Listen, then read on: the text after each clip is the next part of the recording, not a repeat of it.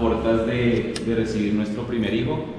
Entonces esperemos que no le dé por llegar hoy, en este momento. Si no, yo sé que voy a recibir ayuda de todos ustedes. Entonces, bueno, de verdad, muchas gracias por la oportunidad de estar aquí. Con unos amigos, a otra de las cosas a las que me dedico, tenemos una banda de rock, se llama Deepers, y esta es una herramienta para evangelización. Entonces, a través de ella también llevamos el evangelio donde el Señor nos lleve, a bares, a lugares donde quizás otros no entran. Allí vamos nosotros a llevar el evangelio. Y una de las pasiones que el Señor ha puesto en mi vida, primeramente por su palabra y segundo por la herramienta también de la apologética. ¿Saben aquí ustedes o tienen conocimientos acerca de apologética? ¿Saben esa palabra de dónde viene? ¿Nadie? Defensa de la fe, exacto, sí. Eso lo encontramos en 1 Pedro 3:15. Entonces en esta primera sesión vamos a hacer 2 sesiones. Esta va a ser un poco más catedrática, es decir, voy a estar hablándoles y profundizando acerca de qué es la apologética y qué no es la apologética. ¿Sí? Entonces, esta primera parte lo vamos a hacer así como muy, si ustedes, por favor, me gustaría que anotaran, que si traen sus Biblias, por favor, que estemos ahí pendientes, porque recuerden, siempre que vayan ustedes a una conferencia, nunca vayan a decir, es que haya una persona. No se trata de lo que yo diga, sino lo que la Escritura diga. Y segundo, creo que no debemos comer entero, ¿cierto? Debemos siempre discernir en lo que se nos enseña. Entonces, mi ánimo para ustedes hoy es que disciernan, ¿sí? Lo que yo les voy a estar hablando, obviamente, voy a estar 100% ligado a las Escrituras, pero recuerden, es importante que ustedes disciernan respecto a lo que se les está enseñando. Estamos fundando con unos amigos el movimiento Oísmos Sal y Luz, que tiene el propósito de dar herramientas apologéticas a las personas en las iglesias. Y bueno, este es un buen inicio, el estar aquí con ustedes. Entonces, gracias amigo. Estos chicos son líderes también allí de la iglesia donde yo voy, y hoy vinieron aquí también a acompañarnos, mamá de Anita, que es una mujer que también siempre está ahí como gran amiga. Entonces, como vamos a estar ceñidos de las Escrituras, primero debemos entender cuál es la utilidad de las Escrituras. Me gusta trabajar diferentes traducciones. Esta es Nueva Traducción Viviente, como les voy a leer. Dice, toda la Escritura es inspirada por Dios y es útil para enseñarnos lo que es verdad y para hacernos ver lo que está mal en nuestra vida. Nos corrige cuando estamos equivocados y nos enseña a hacer lo correcto. Dios la usa para preparar y capacitar a su pueblo para que hagan toda buena obra. Y aquí estamos precisamente en eso, en una capacitación, ¿cierto? Entonces es indispensable que estemos ligados a las Escrituras, porque ellas son esa herramienta, como dice aquí, su utilidad es justamente para enseñarnos lo que es verdadero, para hacernos ver lo que está mal en nuestras vidas y nos corrige cuando estamos equivocados. Entonces, es la mejor herramienta. Esta es la pregunta que les hacía al principio, ¿qué es la apologética? ¿Sí? Y hablemos un poco del contexto histórico. ¿Quién creen ustedes que fue el primer apologeta en el mundo? Entendiendo que apologeta es aquel que defiende, ¿sí?, la verdad. ¿Esteban? No, estamos muy acá. ¿Noé? No, muy acá. Adán o Eva, dicen por acá. Por ahí puede ser. A ver. No, más por acá. O fue uno o fue el otro. La serpiente fue a la que Eva le respondió apologéticamente. Ella presentó una defensa frente a un argumento equivocado. ¿Cuál fue el argumento de la serpiente? Con que Dios ha dicho, no es así, o sea, no es como Dios lo dijo, ¿cierto? ¿Qué dijo Eva? No es así como Dios lo dijo. O sea, dijo, sí, de todos los árboles podemos comer, menos de. ¿Qué le había dicho la serpiente? Le dijo, con que no pueden comer de ningún árbol. Cambió la verdad, ¿cierto? Pero dijo una verdad a medias. Y en el segundo módulo estaremos hablando de la verdad. Pero entonces, podríamos decir que Eva es la primera persona en la Biblia que presenta una defensa. ¿Sí? Ella quiere responder a lo que el planteamiento que Satanás está haciendo. Y quiere decirle, no, ese planteamiento que está haciendo es equívoco. ¿Sí? Está salido de la verdad. Entonces, ahora sí nos venimos mucho más adelante. Cuando el Señor Jesucristo viene, ¿sí?, y empieza su ministerio, siempre cuando uno lee los evangelios pareciera como no sé, como es un poco caricaturesco, porque siempre cuando el Señor estaba predicando, ¿quiénes estaban ahí? Los saduceos, los fariseos. O sea, estaba ahí y ¡pum!, aparecía un fariseo como hey, aquí estoy. ¿Sí? Y uno dice, pero oiga, esos manes ¿a qué se dedicaban en la vida? Porque donde estaba Jesús, siempre estaba uno, ¿no? ¿Y qué hacían ellos con Jesús? ¿Qué hacían con Jesús? Retarlo. ¿Cómo uno reta normalmente? Llevando la contraria, haciendo preguntas, argumentando otras cosas. Entonces, si se dan cuenta, los fariseos tenían esa costumbre. ¿Por qué? Porque ellos decían, nosotros somos los conocedores de la ley. Entonces, siempre ellos preguntaban, ¿sí? Y si ustedes se dan cuenta en las Escrituras, Jesús siempre, ¿qué hacía? ¿Cómo? Pero ¿de qué manera contestaba? Con una pregunta. Y eso no como manera de estrategia, pero es importante tenerlo en cuenta. ¿Por qué? Porque cuando uno responde con una pregunta, muchas veces la persona misma se termina contestando. O usted puede descubrir si la persona está preguntando sinceramente o no. Es como esa estrategia que el Señor utilizaba, y si se dan cuenta, estudiando los evangelios, se dan cuenta que muchas veces Él les contestaba con una pregunta, porque indagaba en su corazón y dejaba ver lo que ellos tenían allí. Después de que el Señor asciende, tenemos a un Pedro que dice, Señor, tú eres el Hijo de Dios, ¿cierto? Y el Señor le dice, no te lo ha revelado ni carne ni sangre, ¿cierto?, sino mi Padre que está en los cielos. Y entonces vemos a un Pedro como, sí, yo respondí bien. Y al momentico, ¿qué pasa? Cuando el Señor le dice, aléjate de mí, Satanás, del cielo a la tierra en una conversación corta. Pedro es el primero que hace ese argumento, ¿sí? Cuando uno de los fariseos también se acerca y dice, cuando viene el Pentecostés, dice que el Espíritu desciende y la gente empieza a hablar en lenguas, ¿cierto? En las lenguas de los partos, de los medos, y todo el mundo dice, oiga, esos manes están como borrachos. ¿Y qué dice Pedro? Pedro se levanta y dice, no, Señor. Y les empieza a exponer por qué razón no están borrachos y los lleva más allá. Entonces presenta una defensa a un argumento falso. Cuando al Señor Jesucristo se le hacen muchas preguntas, Él siempre, por ejemplo, aquí voy a acercarme a algunos de los pasajes, si quieren anotarlos. Mateo 11:3 dice, ¿eres tú aquel que había de venir o esperamos a otro? ¿Quién pregunta ahí? Juan el Bautista, ¿sí? O algunos de sus discípulos. Eso es lo que cuando Juan el Bautista estaba en la cárcel, mandó a sus discípulos a que le preguntaran al Señor, pues, ¿quién era? Mateo 13:10, ¿por qué les hablas por parábolas? Los discípulos preguntándole al Señor. Mateo 15:2, ¿por qué tus discípulos quebrantan la tradición de los ancianos? Y así sucesivamente ustedes van a encontrar una cantidad de preguntas en los evangelios, por montones. Pero quiero que nos centremos en este pasaje. Mateo 16, del 13 al 15. Cuando Jesús llegó a la región de Cesarea de Filipo, les preguntó a sus discípulos, ¿quién dice la gente que es el Hijo del Hombre? Bueno, contestaron, algunos dicen Juan el Bautista, otros dicen Elías, otros dicen Jeremías, o algunos otro profeta.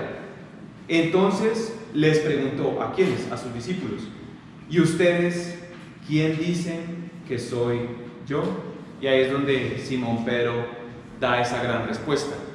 Pero si esta pregunta se hace hoy, no solamente a nosotros, sino esta pregunta se la hacemos a las personas del medio secular, ¿ustedes qué creen que ellos responden a esa pregunta? Un gran maestro. Un gran maestro. Un gran profeta. Un gran profeta. ¿Quién da más? ¿Quién da menos? Un buen ejemplo. Un ejemplo a seguir. Les hago otra pregunta. ¿Nosotros los cristianos somos los únicos que creen en Jesús? No. ¿Quién más cree en Jesús? ¿Satanás y los demonios saben quién es Dios? Algunos musulmanes creen que es un profeta de la Biblia. Exacto, los musulmanes también creen que Jesús fue un profeta, ¿sí? Isha, así lo nombran en el Corán. ¿Quién más cree? Los católicos, pues que son una vertiente, estamos un poco ligados ahí. Los ortodoxos, sí, son de este lado, los judíos. ¿Quién dice los judíos que es Jesús? Un maestro, no un profeta, un maestro. Un maestro. ¿Creen ustedes que los hinduistas creen en Jesús? ¿Han escuchado ustedes la palabra avatar? Sí. ¿Saben qué significa avatar? Digamos, el avatar es como aquel que desciende y se personifica, ¿sí? Si lo relacionamos nosotros con la película Avatar, ¿cierto? Recuerdan que el hombre estaba, digamos, sin pierna, no podía caminar, discapacitado, pero él se metía dentro de un cuerpo, por así decirlo, y él estaba ahí. Entonces ese era su avatar. Entonces resulta que los hinduistas creen que Jesús es un avatar. Es decir, es como una forma, ¿sí?, de que su Dios, de los muchos que tienen, uno de sus dioses desciende, ¿sí?, y se personifica. Como también, por ejemplo, para el Corán sería, por ejemplo, Moisés como profeta, Noé, Abraham y Jesús hace parte de eso. Para los hinduistas, Jesús es un avatar, es decir, que ellos también creen. ¿Listo? Entonces, ahora la pregunta es, ¿quién es Jesús para nosotros? El Salvador. El Salvador, el Hijo de Dios, nuestro Señor, el Todo. Es la segunda persona de la Trinidad. Es la segunda persona de la Trinidad. Quizás esas respuestas las hemos aprendido o desde el seminario o desde la escuela dominical, pero esta pregunta es más profunda, porque ¿qué pasa con el ser humano respecto a la coherencia? Hay personas que creen en Jesús, ¿verdad? Allá afuera, pero es el Jesús apaga incendios, el Jesús que me saca del lugar profundo y apenas me saca, suerte Jesús, y ya, y te vuelvo a ver mi próximo problema. O es el Jesús que cuando algo sucede mal, es el primero al que señalan y dicen, tú que dices ser Dios. Si han visto, digamos, esas posiciones, pero la pregunta que nos atañe a nosotros es esa, ¿quién es Jesús realmente en mi vida? Es una pregunta que quiero que quede ahí porque vamos a abordarla un poco más adelante. ¿Listo? Entonces, entremos en materia respecto a apologética. Era más o menos un contexto introductorio. La palabra apologética procede de esa palabra en griego, apología. Según el contexto, esa palabra puede tener diferentes significados. Entonces vamos a verla en el contexto que nos atañe a nosotros, que es en el tema de Primera de Pedro 3:15, que es donde está el mandato de la apologética. Más bien, honren en su corazón a Cristo como Señor. Estén siempre preparados para responder a todo el que les pida razón de la esperanza que hay en ustedes, pero háganlo con gentileza y respeto, manteniendo la conciencia limpia, para que los que hablan mal de la buena conducta de ustedes en Cristo se avergüencen de sus calumnias. Según este contexto, no es tanto presentar una defensa, es más este contexto, dar respuesta. Entonces vamos a analizar este pasaje mucho más a profundidad, cada uno de los versos que lo componen, para poder entender un poco más cómo se ejerce la apologética, cómo debemos hacer apologética. Es un mandato, ¿listo? Entonces, según este contexto, es dar una respuesta a todos los que cuestionen, ¿sí? La cuestión, o sea, siempre vamos a ser cuestionados respecto a lo que creemos. Entonces, concluimos en este aspecto que es dar una respuesta, pero una respuesta razonada. ¿Qué pasa con la apologética normalmente en la iglesia? Estas son las principales tres críticas que se presentan a la apologética. Normalmente, ¿qué se dice? Que las personas, ¿sí?, buscan responder simplemente a la pregunta. O sea, alguien se levanta y dice, ¿y para qué sirve la Biblia? Ah, claro, mira, la Biblia sirve para esto, lo otro, ya, y ya, te respondí y listo, salí de esa.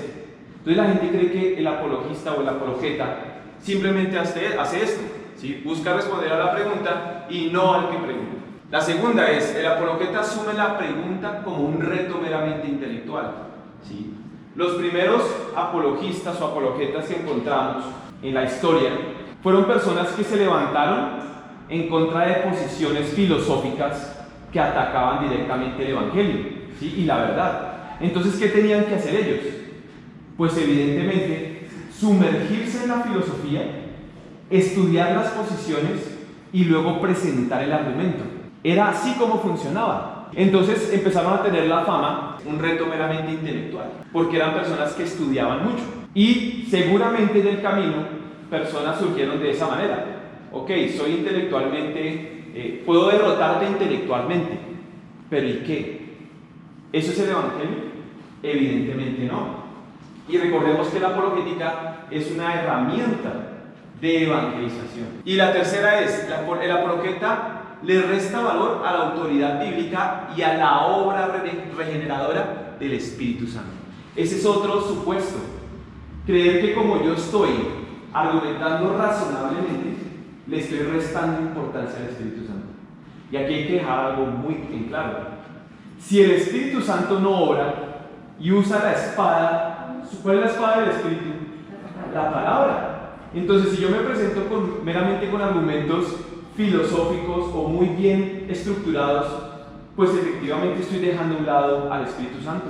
Pero nosotros no somos los que traemos el convencimiento de pecado, ¿sí? Podemos presentar defensa y debemos presentarla, pero si yo me paro aquí con ustedes y bueno, aquí yo soy el chacho y entonces mándenme una pregunta y a ver, yo se la resuelvo, pues inmediatamente yo mismo estoy negando el Evangelio, porque el único que trae convicción de pecado es el Espíritu Santo, y eso no lo puedo negar. Entonces es importante tener en cuenta eso. Por eso vamos a analizar más a profundidad todo este pasaje que acabamos de leer, que es Primera de Pedro 3:15. Arranquemos con la primera parte del versículo. Sino santifiquen a Cristo como Señor en sus corazones.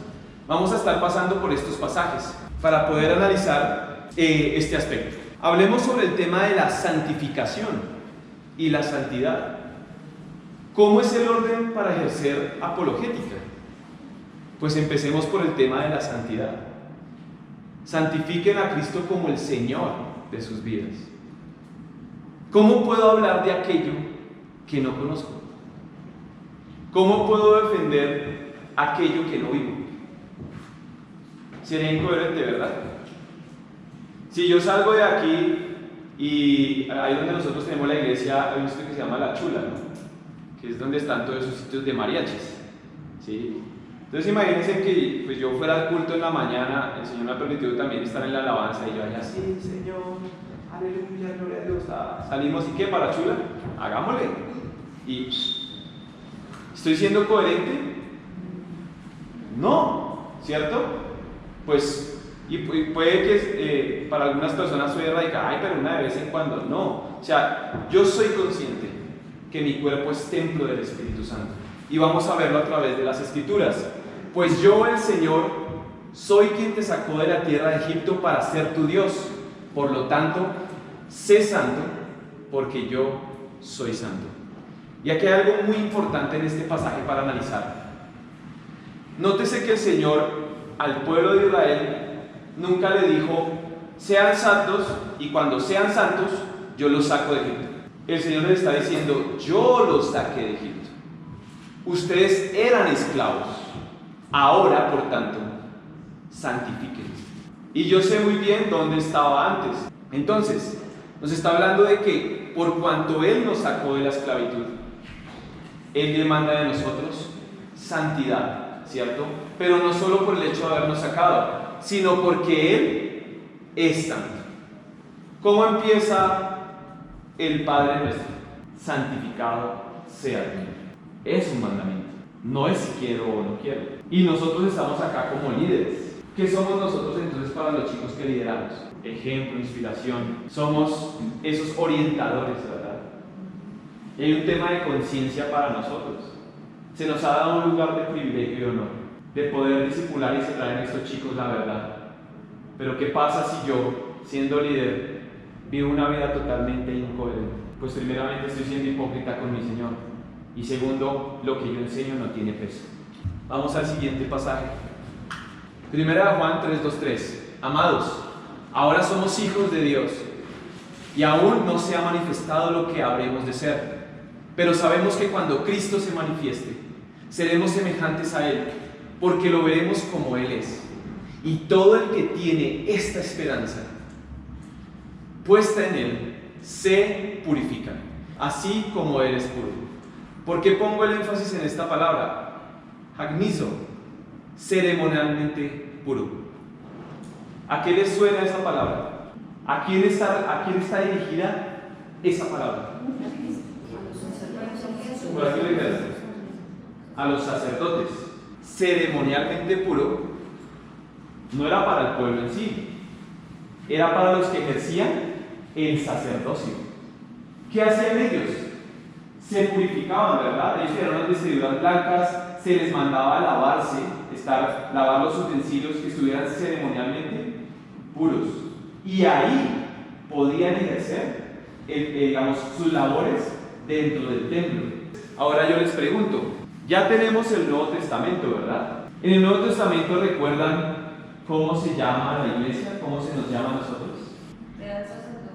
Real sacerdocio, nación santa, linaje escogido, pueblo por Dios adquirido, nación santa. Ya no vivimos en el tema del laicado. O sea, no es que, es la santidad solo para el pastor, la santidad solo para los que ejercen de aquí para allá, santidad, de aquí para allá somos seres mortales. Ya no somos un sacerdocio levítico. ¿Cómo era el sacerdocio levítico? Pues habían personas, una tribu destinada a ejercer las labores, los coatitas, los hijos de Coré, ¿sí? Estaban todos ellos con el propósito de ejercer un sacerdocio, pero nosotros somos un pueblo santo y somos sacerdotes. Entonces, este mandato dice, el que tiene esa esperanza en Él se purifica. Eso quiere decir que nosotros todos los días debemos estar ceremonialmente puros. Es un mandato. Juan 17, 14, 19. Yo les he dado tu palabra y el mundo los aborreció, porque no son del mundo, como tampoco yo soy del mundo. No ruego que los quites del mundo, sino que los guardes del mal. No son del mundo, como tampoco yo soy del mundo. Santifícalos en tu verdad. Tu palabra es verdad. Como tú me enviaste al mundo, así yo los he enviado al mundo. Y por ellos yo me santifico a mí mismo, para que también ellos sean santificados en la verdad. Y tu palabra es la verdad. Santifícalos, santificados en la verdad. Ceremonialmente puros. Si nosotros como líderes nos acercamos a la palabra por allá cada 8 días, cada 15 días, ¿cómo estamos? En este contexto, ¿cómo estamos? La palabra tiene ese propósito, santificarnos. ¿Por qué? Porque cuando yo voy a la Escritura tiene ese, voy a decirlo de esta manera, este poder de lavarnos, de limpiarnos, de tomar nuestros pensamientos y llevarlos cautivos a la obediencia de Cristo. Si para nosotros la Escritura y el estudio de la misma no es una prioridad, amigo, estás en el lugar equivocado. Pero entonces, si a nuestros chicos les estamos enseñando diversión, entretenimiento, pues yo me puedo entretener en una Xbox, ¿cierto? ¿Y esta va a entretenerse? No, porque somos conscientes de a qué chicos les estamos hablando, ¿cierto? Las edades. Pero la pregunta es, si nosotros como líderes no sembramos en ellos la Escritura, sino la diversión, ¿qué pasa cuando ellos normalmente se enfrentan al lugar de mayor deserción que podemos encontrar en la vida de una persona? ¿Dónde es ese lugar? La universidad. ¿Sí ven? Sin necesidad de inducirnos, ustedes me lo dejan. Estadísticamente es el lugar donde más chicos desertan de su fe. Y es porque muchas veces los entretuvimos en la escuela dominical. No los cimentamos en la verdad. Y perdónenme, pero es algo que yo hago, y aquí tengo testigos, al viejo Dani. Cuando yo llegué al liderazgo, yo dije, si ustedes buscan diversión conmigo, no, yo no vine a divertirlos. Porque a mí me divirtieron mucho cuando yo estaba en la escuela dominical. Cuando llegué a la adolescencia, ¿saben cuánta palabra tenía sembrada en mi corazón? Una que otra. Les cuento una anécdota de cómo era mi actuar en la escuela dominical o en los cultos de los sábados. A mí no me gustaba ir a la iglesia, como suele pasar con los adolescentes. Pero mi mamá tiene una frutería. Entonces, mi infancia fue los domingos pelando banano, rallando queso, atendiendo el congelador. Pero los sábados era como el día de libertad, ¿sí? El día donde podía como, uy, hoy es sábado. Entonces me decía, o la frutería o vas a la iglesia. No a la iglesia, sí, por supuesto, aleluya, fui a la iglesia. ¿Qué pasaba? Me quedaba en la alabanza y cuando yo sabía que iba a terminar la alabanza, llegaba ahí, ok, se va a acabar, entonces me hacía las sillas de atrás, atrás, para que cuando se fuera acabando la alabanza, y me salía. Entonces yo sabía más o menos cuánto duraba la predicación. ¿Y cuál era mi estrategia? Cuando 5 minutos más o menos antes de que saliera, llegaba a la iglesia y empezaba. ¿Y qué más? ¿Todo bien? ¿Cómo les fue hoy? A los que yo sabía que eran como los que siempre estaban parando horas. ¿Y qué enseñaron hoy? No, ¿qué tal cosa? ¿Qué tal otra? Ah, muy bien, chévere, qué bueno. Y cuando yo llegaba a la casa, ¿por qué hacía ese ejercicio? Porque siempre que llegaba a mi casa, ¿cuál era la pregunta de mi mamá? ¿Qué enseñaron hoy? Yo tenía la respuesta. Pero, ¿qué me quedó a mí? Me engañaba a mí mismo. ¿Sí? No fui cimentado en la escritura porque no me importaba. Santificados en la verdad. El Señor nos ha dado su palabra para ser santificados, para amar su palabra. ¿Alguno de ustedes se ha estrellado con esta imagen en su casa? No, ninguno. Ninguno tiene el platero tan grande. Bueno, yo no he llegado a ese punto, porque el que lava la casa, y mi esposa no me deja mentir, el que lava la loza en la casa normalmente soy yo. Obviamente mi esposa también a veces lo hace, pero normalmente soy yo. Y no hay nada peor que acercarse a ese platero, a ese platero con la loza desordenada, vuelta a una nada, de la semana ahí parqueada. Entonces normalmente lo que yo hago es primero que saco la loza y la selecciono, ¿cierto? La organizo, pongo aquí pocillos, tal. Primero hago del caos, hago orden. Y después del orden ya empiezo a lavar. Pero entonces, ¿qué tiene que ver esa imagen con lo que vamos o lo que estamos hablando acerca de la santidad? Vamos a hablar un poco, más que de una parábola del pocillo, vamos a hablar un poco de cómo traer algo aquí a colación. Normalmente cuando nosotros estamos haciendo alguna actividad en la casa, digamos, va a tomar agua. Yo tengo esa costumbre, y es cuando tomo agua, pues tomo agua y vuelvo y dejo el pocillo porque en mi mente digo, pues no está sucio, porque lo tomé agua, ¿sí? Y lo dejo ahí. Y entonces, ¿qué tal si al otro día me dan ganas como de, no sé, hacer un chocolatito? Entonces llego y cojo ese mismo vaso, ¿cierto? Y bueno, hacemos el chocolatico, no sé qué, me tomo mi chocolatico con queso, rico. Y a veces esos pegoticos de queso que quedan ahí, bueno, listo. Y digo, lo echo ahí al lavaloza, tal.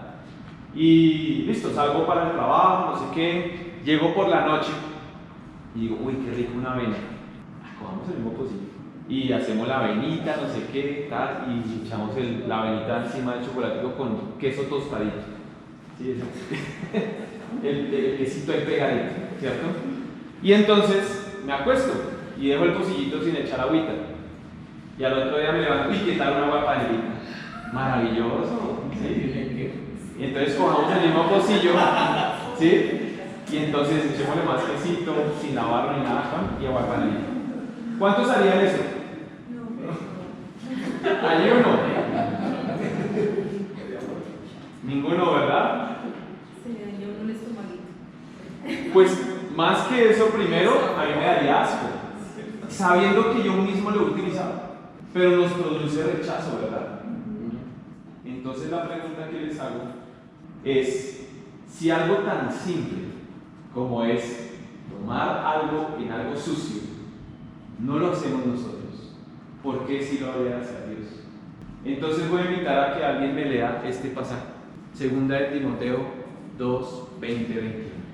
Pero una casa grande no solamente de utensilios de oro y de plata, sino también de madera y de barro. Y unos son para usos honrosos y otros para usos viles. Así que si alguno se limpia de estas cosas, será instrumento para honra, santificado, útil al Señor y dispuesto para toda buena obra.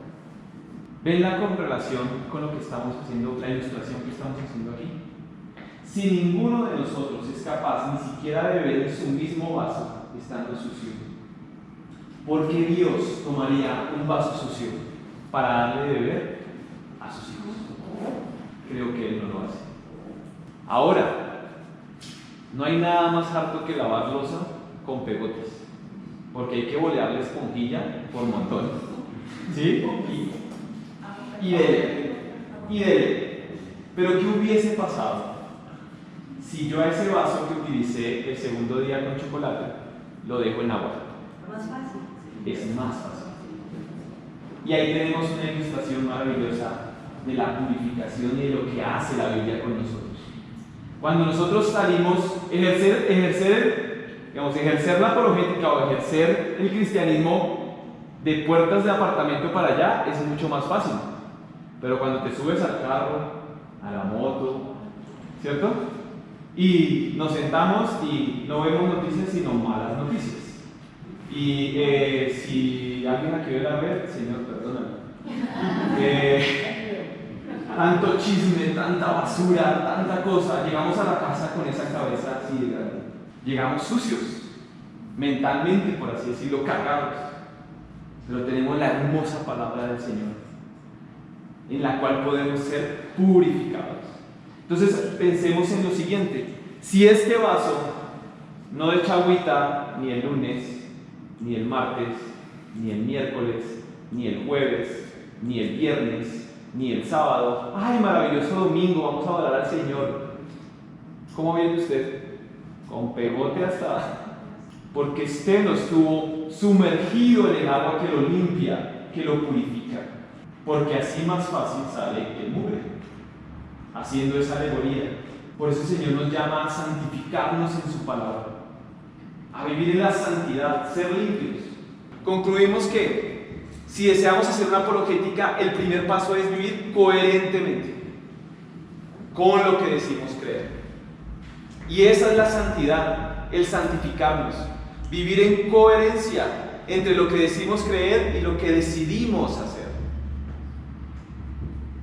A eso hemos sido llamados, a vivir coherentemente, estando siempre preparados para presentar defensa, preparación.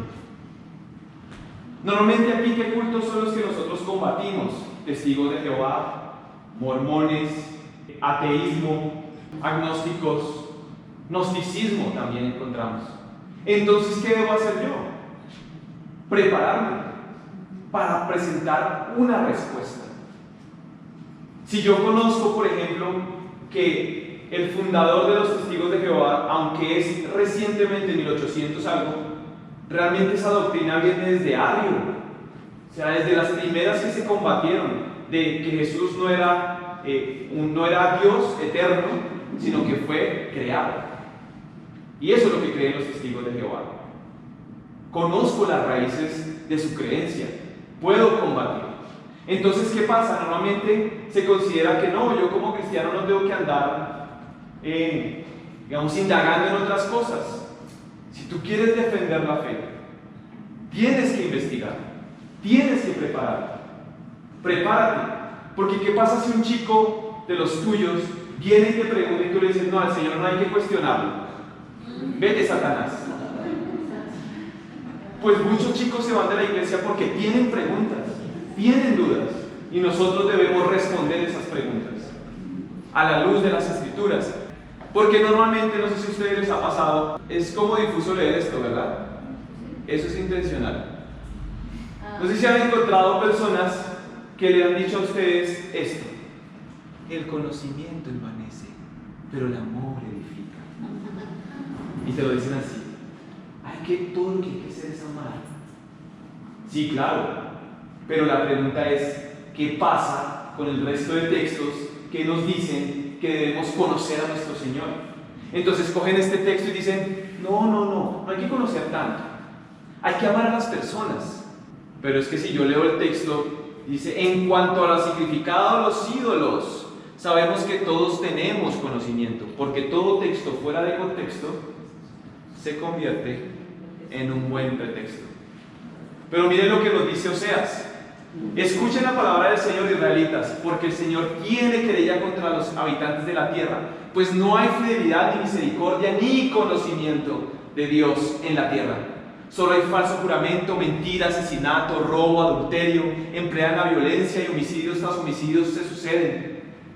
Por eso la tierra está de luto, y desfallece todo morador de ella, junto con las bestias del campo y las aves del cielo. Aún los peces del mar desaparecen. No están hablando por ahí del calentamiento global y que se están extinguiendo las especies. Bueno, y entonces, ¿por qué no miran hacia atrás?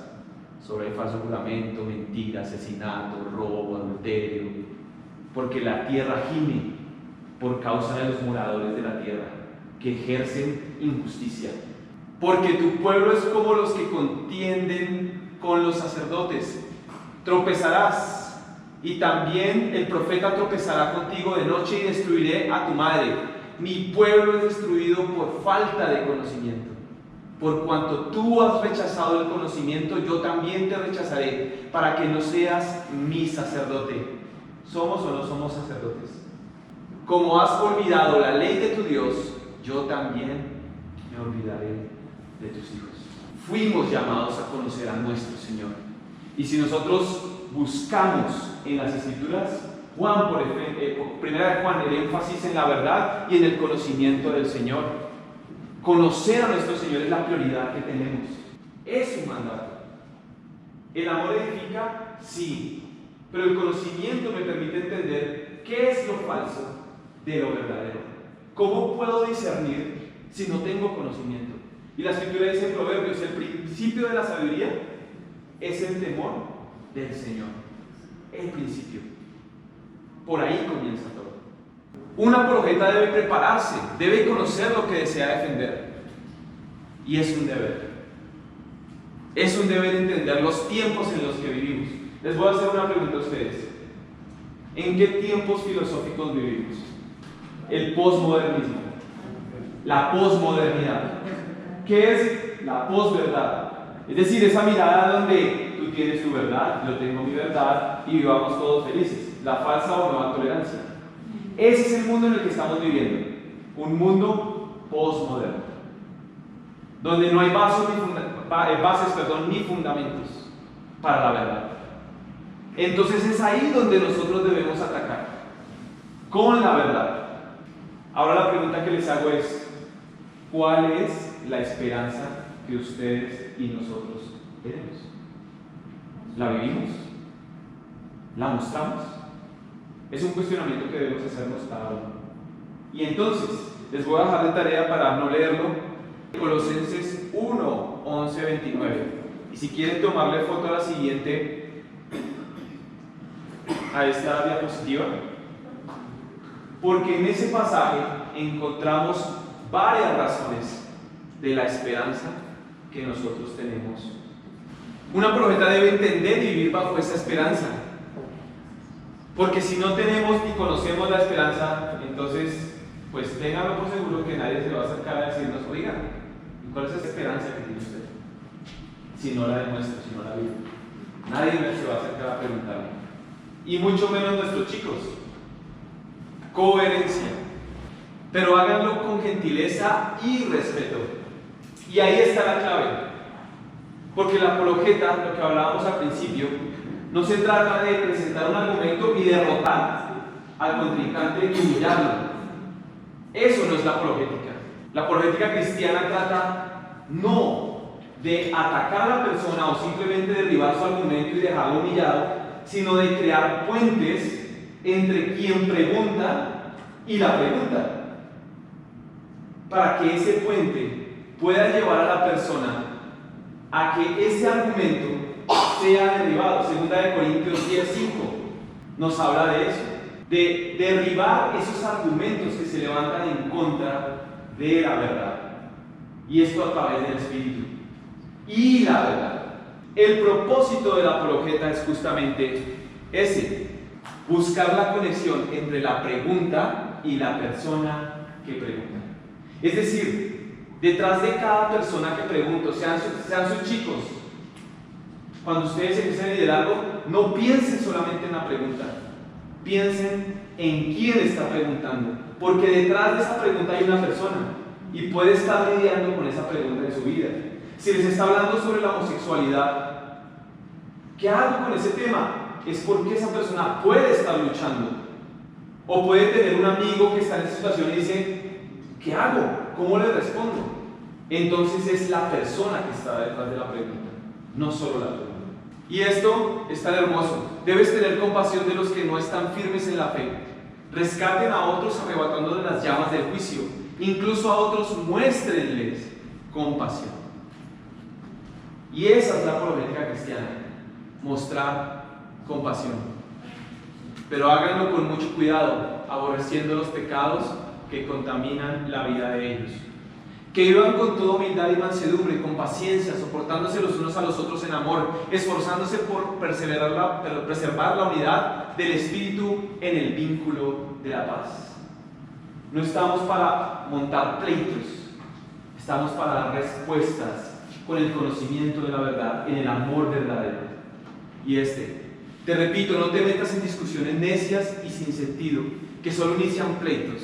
Un siervo del Señor no debe andar peleando, sino que debe ser bondadoso con todos, capaz de enseñar, paciente con las personas difíciles. Difícil, ¿no?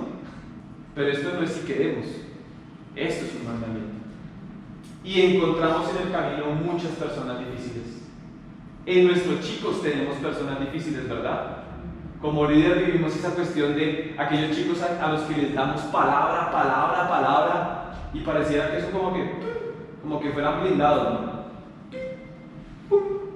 Y a la semana siguiente, pero ya te animamos. Insista, métale, siga sembrando la palabra, porque esa es nuestra labor como líderes: seguir sembrando en ellos, para que el Señor en su infinita misericordia haga crecer esa semilla a su debido tiempo. Pero no nos cansemos de hacer el bien y de sembrar en ellos la Escritura. Instruye con ternura a los que se oponen a la verdad. Ternura. ¿Con quién normalmente somos tiernos? Con los que amamos, con los niños. Y es tratarlos como a niños, no de una manera de papito, no, sino entendiendo el lugar donde están y el velo que Satanás ha puesto sobre ellos, porque no pueden ver la verdad. Es importante con ternura. Tal vez Dios les cambie el corazón y aprendan la verdad. Entonces entrarán en razón y escaparán de la trampa del diablo, pues Él los ha tenido cautivos para que hagan lo que Él quiere. No dice la Escritura, que el Señor vino eso, a sacar a los cautivos, a liberar a los presos. Y Él no llegó y dijo: bueno, criminales, todos afuera. ¿Cierto que no? Entonces entendemos que está hablando del área espiritual, a los que están presos de las mentiras y del pecado. El llamado latente de la compasión, porque eso éramos algunos de nosotros en otro tiempo. Y eso es lo que nos dice este pasaje de aquí. Nos da un listado bien grande de lo que éramos nosotros en algún tiempo atrás. Pero por eso es que nosotros debemos presentar compasión cuando hacemos apologética, porque algunos de nosotros en otro tiempo éramos eso y practicábamos eso. Que nunca se nos olvide de dónde nos trajo el Señor, de dónde nos sacó el Señor. Y eso nos da conciencia para poder ser compasivos con las personas que están pasando también, con nuestros chicos que pasan por momentos difíciles. Esa conciencia compasiva de dónde nos trajo a nosotros el Señor. Voy terminando. Estas son las conclusiones generales, si quieren tomarle foto. Primero, todas las experiencias del mundo, sensoriales, no sé, de actividades, todas esas cosas, no pueden superar la autoridad de las Escrituras. Si voy a ejercer apologética, debo estar ligado 100% a las Escrituras. Si no, estoy inventando cuentos que no son. Con eso refutamos la primera, ¿no? Que hablaba sobre, no, es que el que hace apologética entonces deja a un lado la Escritura. No, ya nos dimos cuenta. La Escritura es primordial, es el puente, es lo que utilizamos, la espada del Espíritu. El apologeta debe recordar que solo el Espíritu de verdad es el que puede producir en la persona un arrepentimiento genuino. Solo Él. Entonces, ¿qué hacemos nosotros? Pues Señor, gracias por darnos el privilegio de poder abrir la boca y llevar la verdad. Si tú quieres que sea un vaso, un instrumento donde tú quieras llevar la verdad, hazme limpio, purifícame, santifícame, porque yo quiero ser ese vaso donde tú viertas el líquido de la verdad, que de él brotarán ríos de agua viva, dice la Escritura. El que se cimienta, el que está pegado a la fuente inagotable que es Cristo, de él brotarán ríos de agua viva. Entonces, como líderes, peguémonos, como dice el Salmo 1. El Salmo 1 nos habla acerca de estar sembrados a la ribera del río de Dios, que su hoja no cae y su fruto es dado a su tiempo. Que el Señor nos ayude a hacer eso. La apologética debe ser vista como algo integral.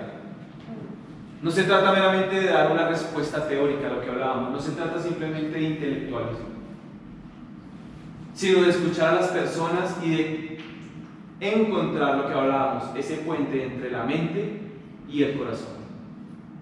Es nuestra tarea. Sea por medio del debate, la argumentación, la defensa o la confirmación, finalmente se trata de presentar a la persona de Jesucristo. Ese es el punto vital. Cuando nosotros hacemos apologética, siempre nuestras respuestas deben llevar a la persona a Cristo, a su verdad, a lo que hizo por nosotros. Ese es el punto vital. Entonces, esto ha sido un recuento así rápidamente de lo que es la apologética, para poder empezar a hacer apologética como se debe hacer. Entender qué es la apologética, la correcta apologética cristiana. Basada entonces en 1 de Pedro 3:15, ustedes pueden analizar y analizamos todo lo que ella nos habla acerca de qué es ejercer realmente una apologética cristiana.